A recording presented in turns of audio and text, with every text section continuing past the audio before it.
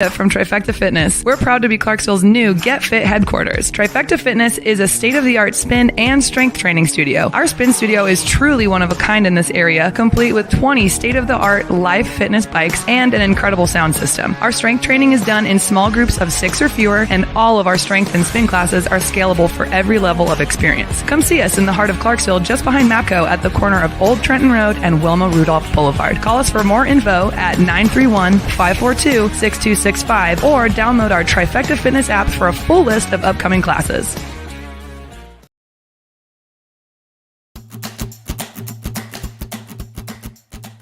This message is from the U.S. Department of Veterans Affairs. Did you serve in the military? If so, you can obtain a free lifetime pass to more than 2,000 federal recreation sites. These sites are located across more than 400 million acres of public lands, including national parks, wildlife refuges, and forests. The lands host activities to fit any lifestyle: hiking, biking, fishing, camping, and much more. Gold Star families are also eligible for these free lifetime passes. Plus, they cover entrance fees for a driver and all passengers in a car, or up to 3 additional adults at sites that charge per person. Obtaining one is easy. Just go to the National Park Service website, nps.gov, or the National Park Service app.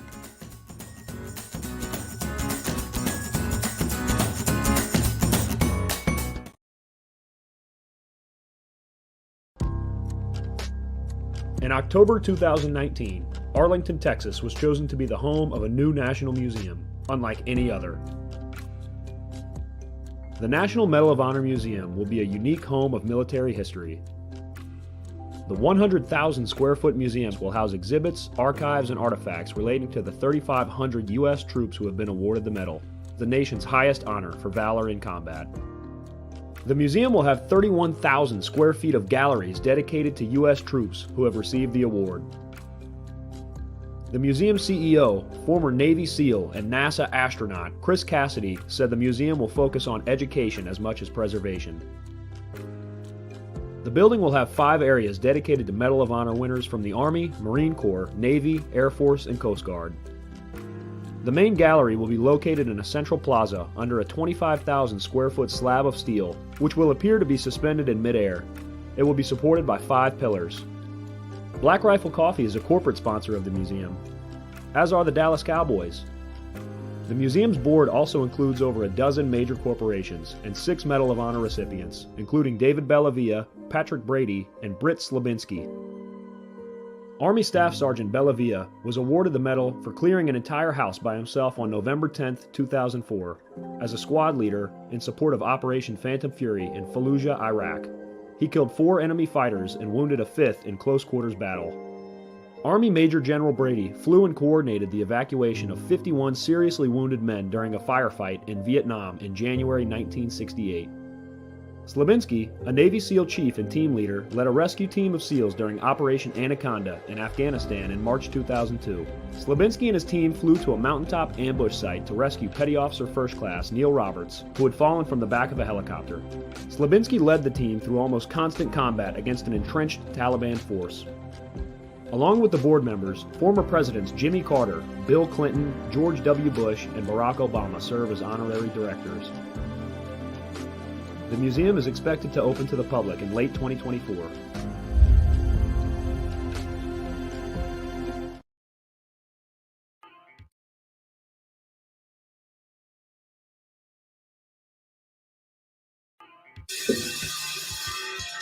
All right. Welcome back. MisFitNation. We are a show founded by a veteran and hosted by 2 veterans and a military spouse. Our mission is to get people to tell their story to the world. If you're an author, share your tips with the MisFitNation. If you're a musician or actor, our audience needs to know how they too can get into the business. Coaches, we love our coaches. Come on and share some of your tips with the MisFitNation to help them become better versions of themselves. If you're a corporate leader or an entrepreneur, come on and share how you did it and how hard you have fought for success. If you're a veteran, first responder, or Gold Star family, we would love to have you come on and just share your story with the Misfit Nation. We always have time for you. If you're feeling down, alone, or starting to see the darkness, stop. Think about those who are around you. You are not alone. You will be missed. If you feel like your problems will be a burden to those in your inner circle or are embarrassed, dial 988. If you are a veteran, take option 1. We need you to keep pushing forward. Don't make a permanent solution to a temporary problem. If you're a new listener, welcome to the Misfit Nation. Be sure to subscribe to our show on your favorite podcast apps and also on our YouTube channel at @_Misfit Nation. Subscribe and click the bell to keep you up to date with our latest episodes and all of our news. You can also find us on Heroes Media Group and About Face Radio. Now, let's get to the show.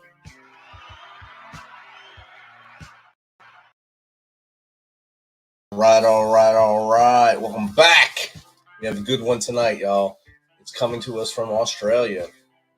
Our next guest is an award-winning resilience coach, consultant, and speaker, multi-award-winning professional artist, teacher, Amazon best-selling author, publisher, mentor, affiliate, volunteer, cancer survivor, MS warrior, disabled, mom of 2, grandfather of 7, and the queen of resilience.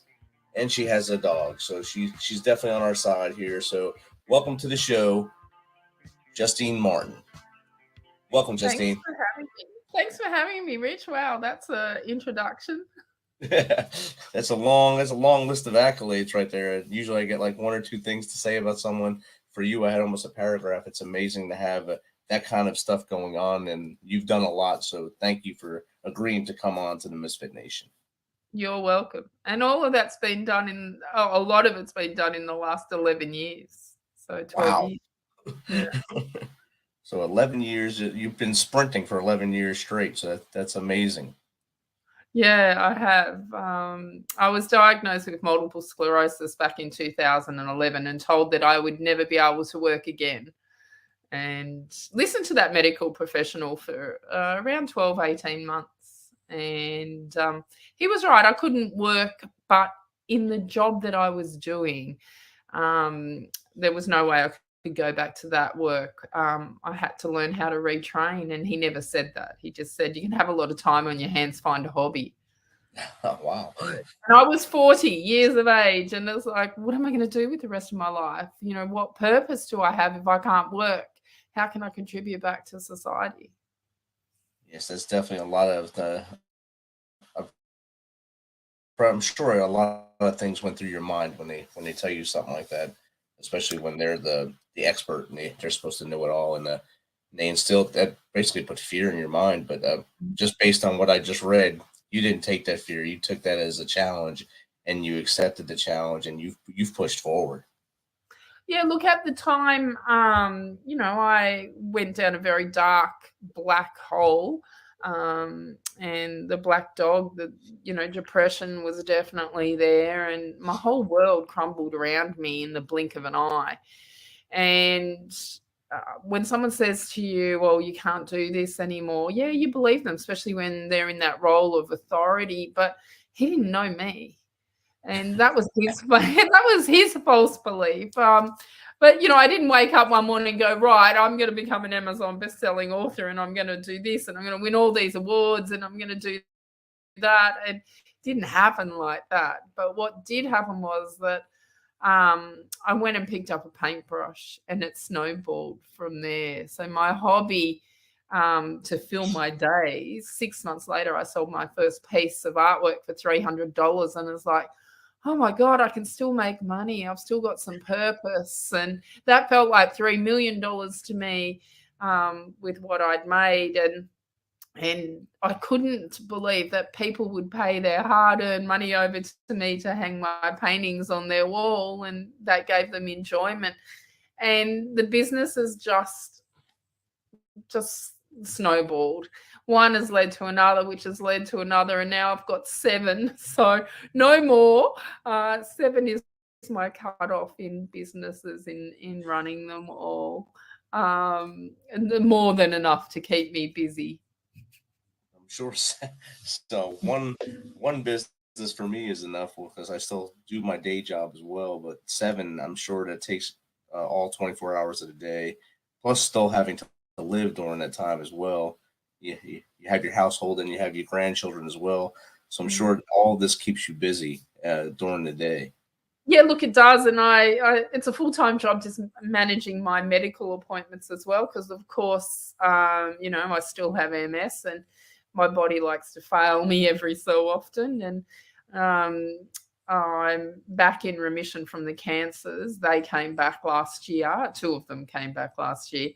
And I'm now back in remission from that. So, juggling my health as well as the businesses and then my grandchildren, you've got to be the master of time, so to speak. And I keep a really good planner and I have a really good support system behind me. I've always seen that asking for help is not a sign of weakness, that it's a sign of strength. And I think when you switch your mindset to that, then you don't have to walk alone. Definitely. And I like to tell people you can't go it alone, no matter how tough or strong you think you are. You always need someone to lean on. Like for you, when everything snowballed basically at once, you got diagnosed with multiple sclerosis. You had the heart surgery, right? The heart surgery, and then 3 heart surgeries, then 3 cancers, and then 2 are back in remission, but you still have MS as well. So if you don't have a support system around you, things crumble pretty quick because there's those people are the ones that will be able to say, "Hey, look, Justine, it's time to stand up. You can't just sit down all day. Get back and paint that. Put some paint on the canvas. Do something. Write another book, and get out there and do things." So I'm sure you're able to tap them on the shoulder and say thank you as much as possible. Yeah, look, you can't build resilience without support, and whether that's internal or external. I regularly see a counsellor every couple of weeks because I don't believe that it's my family or my friends' responsibility to hear me vent all the time on, things that are going wrong with my body. And I've been seeing the same counsellor now for 12 years.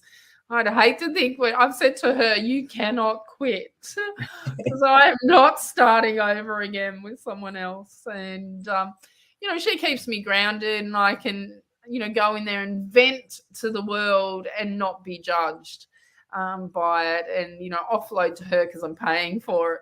And I come out a bit lighter after each session. So every 2 to 3 weeks, I go in and see her, or I'll go in and say, this is now wrong with me, or I've got this, and she'll just like, are you kidding me? And I'm like, no, I can't do it anymore. Yep, here comes something else. So, at least once a year I go in there and say, oh, this is wrong. I've got to have this surgery. I've got to have that with it. So she's quite used to it. But paying for her support has been a huge game changer for me. With that, and I have a better than relationship with my family and friends because they don't need to know all the nitty gritties on it. Yeah, they are there. I can, talk to them about things in my life, but we tend to focus more on the positive things than the negative things all the time. I mean, my kids know just by looking at me, mum's in pain or mum's not very well. So, I don't have to vocalize to them about it. They know. They've been around me long enough to know.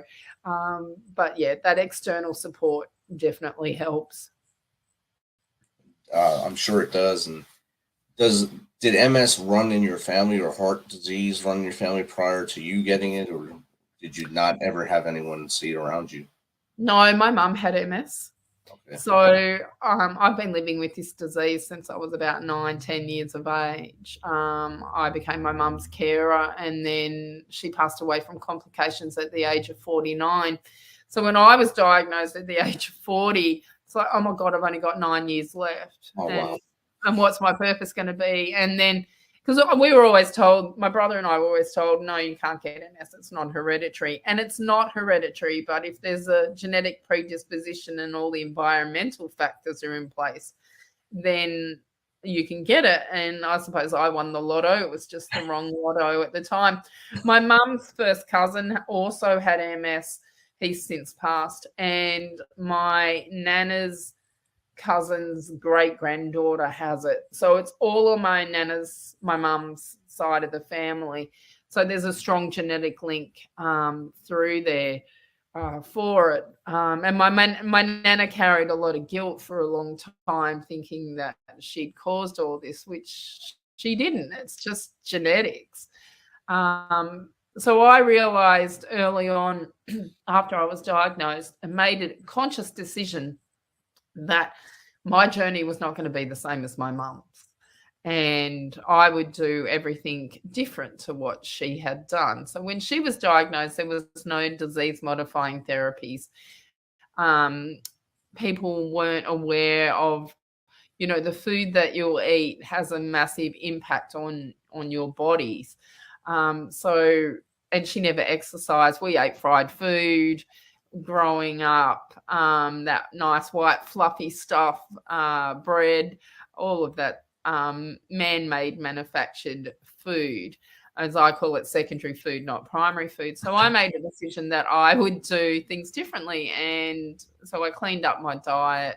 I went on disease-modifying therapy drugs, and I exercised, which I was doing prior to being diagnosed, but continued to exercise. And that helped me pull myself out of that depression and set some goals, some realistic goals that I wanted to achieve. And one of them was to become financially independent and not be reliant on a man ever again. Sorry, Rich. But when I was diagnosed and having to stop work, my income stopped overnight, and we didn't qualify for any government assistance over here in Australia. My fiance at the time was earning too much money, but we were living at that standard. And then all of a sudden, I'd lost a good chunk of the income, and my medical bills increased, and having to pay for MRIs that, $800 a pop and stuff like that. So our quality of life started to slip as well. And I felt like I was a burden on him, on society.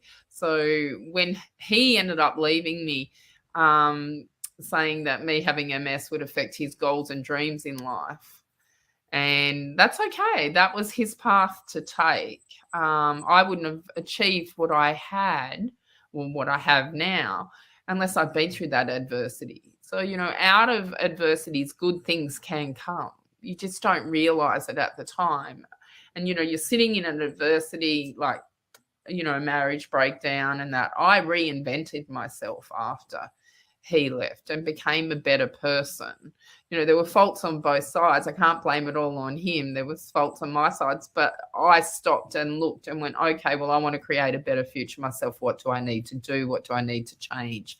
And looking after my health was the primary one back then. And then I got hit then with heart surgery. So every time I've, made an advancement, bang, something else has happened. It's like, okay, well, let's just get through this. And all the way through all the businesses that I've built, I've continued to look to the future, to look for a better future for myself, and what do I need to do in order to improve myself to achieve what I want to. And that's where we are today. So continually learning and putting strategies in place to make things better, because I'm the one that has the choice.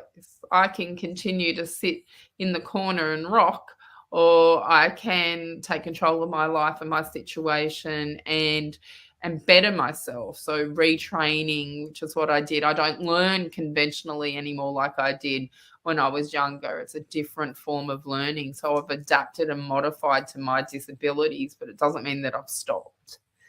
It just means it's a little bit different to what I used to do. Right. And you show, just by when you get the diagnosis and going through the roller coaster that you've gone through over the last 13 years now, right? 12 years, that you had resilience in you. Did that come from upbringing as well, or was that just something you didn't know you had, and bam, I'm pretty resilient. I can take all these punches and just keep coming back and fighting?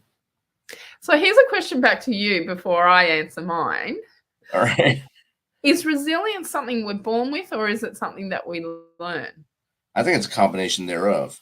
Yeah, I it think is. sometimes you're born with it. It might be genetic or hereditary, I guess. And Everyone's born with it. yeah, you Every, have some in there, but you don't know what it is really. If mom and dad are there and you see mom and dad go through some stuff and they can battle through it, and then they teach you to battle that's through when things. you start learning it. Right. So What it is. we're all born with it because we all learn how to walk. Right. This is a great example. All right. So even crawling. Some better than others, yes. Some do it faster than others, but we all learn how to walk. No one told us that we couldn't walk. Right. All right. No one tells us that we've got to get back up, but we do. And, when you start to learn how to walk, you get up, you take a step, you fall down. You get back up again, you try again. Then you might take 2 steps and you fall down until you get to the point where you're walking. And then when you start to run again, you're tripping, you're stumbling, but you're getting back up again. So that natural inbred, ingrained resilience is there. And then we learn from our peers. So we'll learn at school from our teachers, we'll learn in the family home from our parents on, and we're always watching. And we're always taking things in as children. Even if we're not saying something, we're still sitting there and observing everything. So we do learn from our parents on how they've coped with adversities with it. So to answer your question, I learned from my mum. My mum had breast cancer at the age of 27. I was under 4 at that stage and had to go and live with my grandparents for around 6 months. That was the first time we lived with those. So I had external support and learning resilience of what my grandparents both went through World War II. They were both veterans. My grandfather in the Air Force, my nana in the Army. And, seeing their relationship and living with them and the resilience that they had as well. Then my mum got MS when she was 33 and I was about 10 at that stage. She got cervical cancer when she was 40 and lung cancer at 49 and passed away from complications at the age of 49 from the MS. So, watching her struggle throughout her illness, or illnesses and the cancers and everything, I saw the resilience that she was actually building. Now, resilience is a buzzword brought about mainly from COVID. All of a sudden, everyone had resilience going through COVID. Prior to that, it wasn't mentioned as much. So when I was growing up, it was, you've got grit. Yep. Geez, you've got some grit. We don't use that word anymore over here. I don't know about in the States, but we don't use the word grit. It's like, you've got resilience. So, to be called the queen of grit doesn't roll off the tongue as good as the queen of resilience. So how I became a resilience coach, I kind of stumbled into it. I had Just Art, it was up and going. And then I went through the heart surgeries and then diagnosed with all the cancers at once and the 2 blood conditions. And all the way through that, I was renovating my house to put a studio in to start teaching art to other people. So I continued to do that. It wasn't as if when I got diagnosed, it was like, my world has ended. We die once, but we live every single day. And I continue to live every single day and still do with that mindset. It's like, okay, none of us know what's going to happen tomorrow. So don't think about what's going to happen into the future in regards to death and illness and that. Just live in the present moment. What can I do in the present moment? Well, I can take care of myself. I can eat good food. I can exercise. I can drink water and I can renovate. And which is what I did, is I renovated and put the art studio in. Then when I got through all of that, people kept saying to me, what's your secret? How have you done it? How have you become so, pardon me, resilient? And I didn't know. I actually had to stop and work with someone to work out what makes me me. And that's when I developed the 10 top tips to resilience and now teach other people how to build your own resilience. Outstanding. And I'm sure you never thought that you'd be this mentor after basically helping your mom as she went through her disease and multiple different challenges she went through.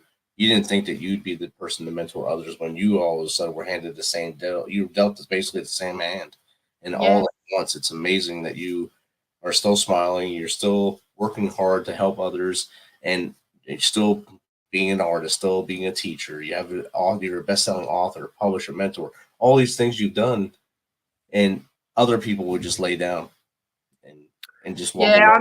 I'm not one to lay down. Yeah. We all have a choice, Rich. We have a choice. We can choose to get up every day and live your best life, or you can choose to be a victim and sit there. So you can be a victim of, have that victim mentality of the illness is in control, or you can take control. And I choose that. And I choose to be positive, because it's too much energy to be negative all the time and to hate the world. And so I choose to be positive. I look at the good in everything. That's a choice to do that. Don't get me wrong, I still have some bad days, and I have sad days, and I'll sit in that emotion. I just won't sit in it for a long period of time, but I allow myself to sit in it and feel that discomfort. And, if something has gone wrong in my life or my body, I sit in that discomfort and go, okay, this is not where I want to stay. What do I need to do? What strategies do I need to pull out in order to lift myself out from that mood? First thing is normally book back in with the counselor in an appointment. If it's, within the 3 weeks, or it's like, oh, can I hang out for my 3-week mark? And nowadays I can, unless it's something, very traumatic. Last year, I unfortunately found my partner dead on the floor. And so that was something that you don't realize on the impact that has on you. And I was straight back into counselling. That afternoon, I rung up and said, I need to talk to you now, because she could give me an impartial conversation rather than all the emotion that was fueled with talking to my kids and family and friends, and they didn't know how to support me from that. So, adversities will happen and continue to happen. That's life. But how you choose to deal with those adversities makes a huge difference. And I've always helped people in all my jobs I've done is support. I was a Weight Watchers leader for nearly 10 years, so supporting people losing weight. And it's just natural to me to support and help people, which is what I do in nearly every single business that I've actually got, is to support people. And that is my higher purpose in life, is to support and help people. I thought I was in my dream job back in 2011. I'd worked my whole career to get to the point where I was a program director for Jenny Craig, who no longer exists anymore because it's all gone bust. So I have outdone Jenny Craig. And I thought that, I had my dream job. I was in my dream relationship. That, I was living that perfect life, and the universe had other ideas for me in a different trajectory, because I wasn't. And I look now going, there's no way that I would have thought that was going to be happy for a long period of time. Whereas now, with the people's lives that I'm touching with my story and helping people change for the better, that's my purpose, to support them through it. So whether it's hopping on podcasts like today, doing my podcast, I run 2 different podcasts myself, because, one's not enough. Exactly. I'm about to start another one as well, Rich. So there'll be 3, one on resilience mindset, one with MS, and one with Morpheus Publishing as well, because I started a publishing business last year. And, my mum always told me there's no such word as can't. One thing that I remember there's no such word as can't, Justy. Just learn how. And that's what I do, last year I wrote and illustrated a children's book on equality and inclusion, and I submitted it off to 31 publishers, and I got 5 contracts back. And I didn't take any of them. I sat there and went, right, I'm on something here. If I can get 5 contracts back, people think that this is worthy of being published. I read the fine print and they wouldn't let me use my artwork for anything else. And even something that was similar in style. And I'm like, well, that's not going to work for me because, art is a major income earner. And I love creating, and I didn't want to create something and then I couldn't share it to the rest of the world because I'd signed this contract. So I was working with one of my staff and I popped off to the loo for 60 seconds and I came back and I went, I'm going to start a publishing business. And she goes, you're only gone for 60 seconds. And I'm like, that's all it takes. Now let's action it. And that's one thing that I do in my life is when I have a hairball idea, and my family's used to these big, brainy, hairy, audacious goals that I get, is that I action them. And that's the difference to the average person is you got to action things straight away. Who's had an idea and not actioned it, and then someone else has gone and invented your idea? So I thought of that. Yeah, you probably did, but you didn't action it. So I actioned last year the publishing business, and it has escalated tenfold since then. And we've got about 6 books coming out this year, and one of them is an anthology of other people with MS in Australia. So I've got together, there's about 23 of us that have been madly writing our chapters for the last 7 weeks, and that is launching internationally in September. So keep an eye out, and it's called Whispers of Resilience, our MS journey. And that to me is everything, helping other people, not only the writers that have penned all of this, but to help other people with MS read this book and know and show that our life hasn't stopped just because we became disabled, just because we have this incurable disease, that, the majority of us have gone on to still contribute back to society and make better lives for ourselves despite the adversities that we're facing.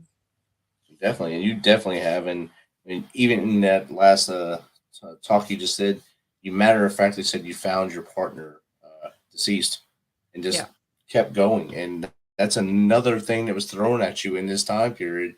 It's not mentioned in all your bio. It's not mentioned, but it's another thing that you were able to, I have to deal with this now, but I'm still going to keep pushing forward.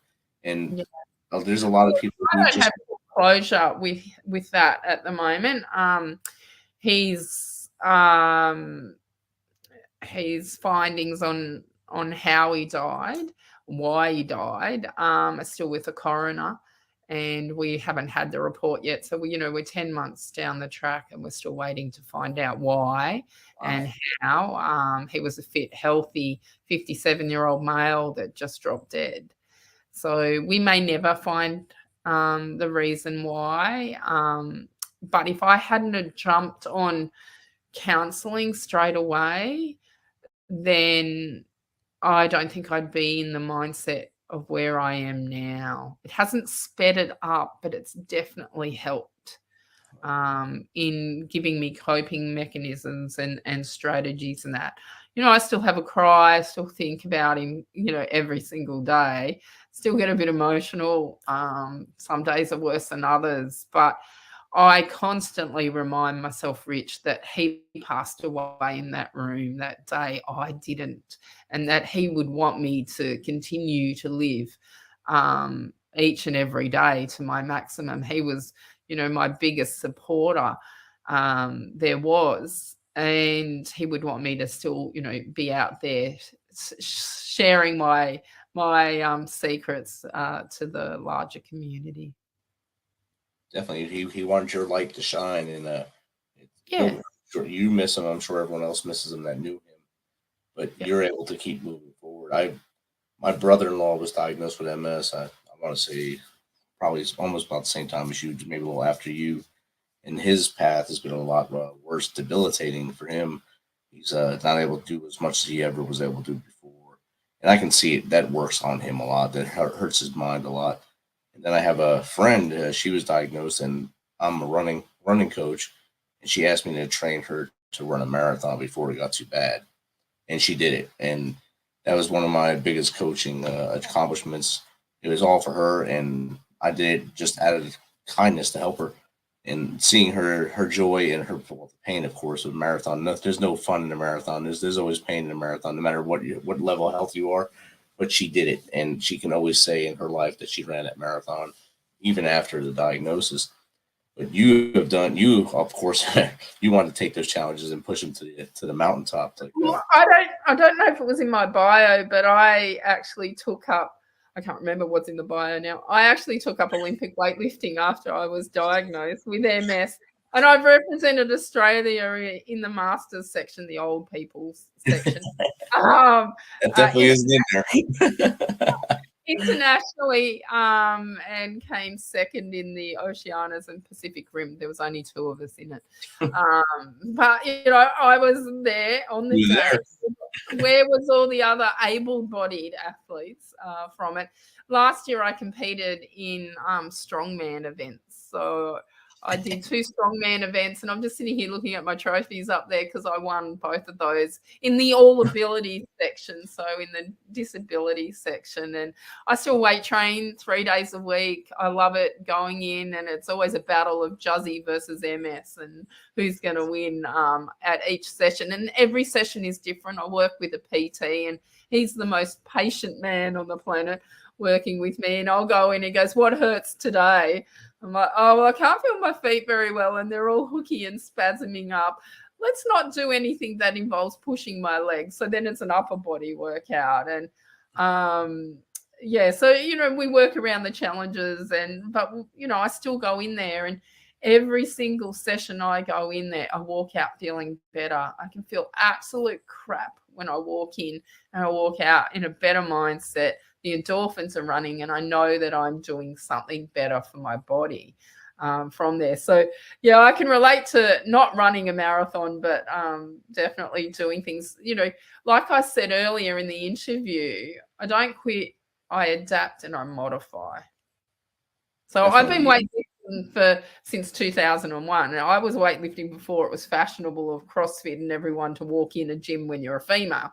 And I competed in tug of war nationally as well, and qualified to represent Australia internationally in tug of war, and then went to all-round weightlifting, and then represented Australia in 2007 internationally at the World Championships for that one. And then I've done powerlifting as well, and wanted to go back and do powerlifting or Olympic weightlifting after I got diagnosed, but with the cancers, and went through chemo and all of that. But I'm still glowing green, and I wouldn't pass the IOC laws, right. The drug test. So it's like, okay, well, I'll do powerlifting. And then COVID hit, and then it's like, well, that's not going to happen. And then it just so happened I trained in a strength gym, a strongman gym, and they were running these strongman competitions, and my coach is like, "What do you reckon?" I went, "Yeah, let's give it a crack." So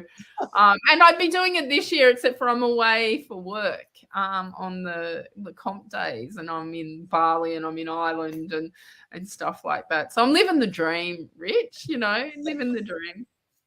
I mean, you've shown it, and your whole story is amazing. Again, thank you for sharing your story with us. If you can give just 3 tips to someone that's handed a bad sandwich of life, basically a bad hand in life, what would you tell them? Some tips to get them to look forward and not look back, and just be like you, straightforward, resilient, and go forward. The first thing I teach everyone is self-care. Self-care isn't about being selfish. That old oxygen mask theory, when you're flying, the air hostess says, put your oxygen mask on first so you can help the person next to you. And that's the same with life. Make sure that your self-care is taken care of. So things like eating right, exercising, making sure your mental health is taken care of. spending some time on you, taking some time out of the day, do some mindfulness, all of that, looking after your self-care. It's not about perfection, is another one. It's about persistence. So don't try and be perfect in everything that you do, because you're setting yourself up for failure right from the start. Just be persistent, and the third one is set some goals, have some visions. Dreams become reality when you set a goal to them, and set those goals despite the adversity that you're facing, because then that'll give you something to strive for and live for. Awesome. And how does someone get in contact with you to either chat with you like we just did, or either hire you to come speak to their company or something like that to pump them up like you have pumped up the Misfit Nation tonight? Have passport, can travel, Rich. So I am an international keynote speaker, but you can contact me on justinemartin.com.au, resilienceMindset.com.au, Juzdart, JUZTART.com.au, or just type in Justine Martin Geelong in Google and I pop up everywhere. You can find me online. Awesome. And 7 businesses will pop up, probably an 8th one in your mind right now as we're talking. More. No more, but I do have a job interview next week as a TV presenter, so we'll see what happens from that one. So a job and 7 businesses. Yeah, that's perfect. And 2 podcasts. Yes. Justine, this has been great chatting with you, and I look forward to seeing the great things you do in the future. Thanks, Rich, and thank you for allowing me the opportunity to be on here today to talk to your audience. It's been great. No problem. Have a great rest of your day. Thank you. Bye-bye. For every veteran, there is a story about a calling to serve, to fight for the freedoms of the American people. And every story has a struggle, a sacrifice, and invisible wounds. Warrior Watts programs help veterans recover from PTSD and invisible wounds through exercise, nutrition, and connecting with other veteran leaders. It is estimated that 22 veterans die each day by suicide, and another 30 veterans die each day by substance abuse. These are preventable deaths. Warrior Watt is committed to fighting PTSD through fitness, nutrition, and community.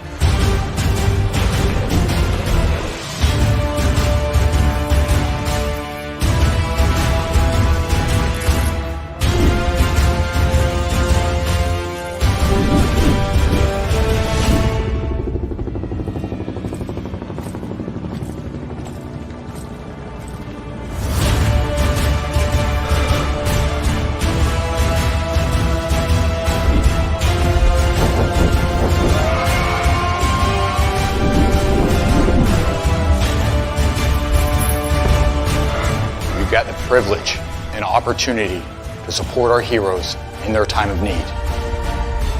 Will you join us and take action?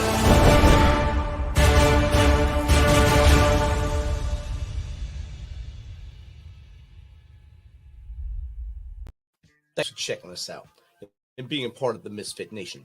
Don't forget to visit our website at themisfitnation.com. It's themisfitnation.com to catch up on all of our episodes and also to get some of that great Misfit Nation gear. As always, be humble, stay hungry, and keep hustling, because we are